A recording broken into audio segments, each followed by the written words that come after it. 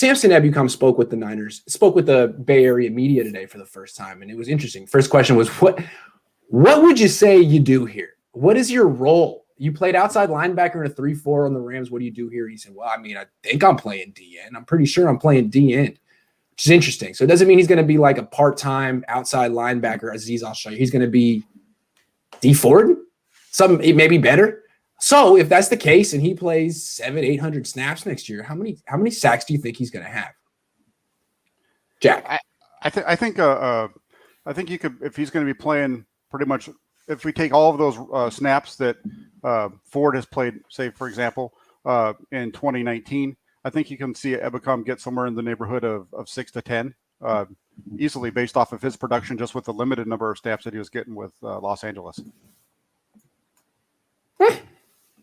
I'll go with 7.5. Just, I believe, 1 sack below what Kerry Hyder had last season. I think being a speed rusher, which I perceive Ebukam to be, is good in this defense, especially if Nick Bosa's back.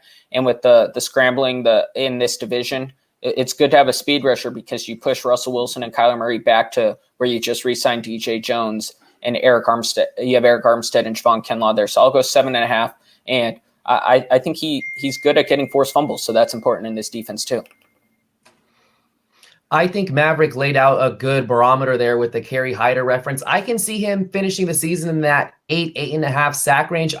This signing has really, really grown on me as the week has progressed. I wrote an article on it the night that he signed, and I drew the comparison to Shaq Barrett. Of course, Barrett was on the Denver Broncos defense with a lot of talent, DeMarcus Ware, Von Miller, and then he just kind of exploded once he was given more of an opportunity with the Tampa Bay Buccaneers. And if you look at Abukam's athletic ability, he's a very explosive athlete. And in that D Ford role, I can really see him thriving there, using that speed, getting around the corner, and he has a nice bull rush as well. So I am high on this signing, and especially considering you see what the edge rushers have been getting, guys like Carl Lawson and all the money they've been making. So for $6 million a year, I like this signing a lot, and I see him in that 8.5 sack range.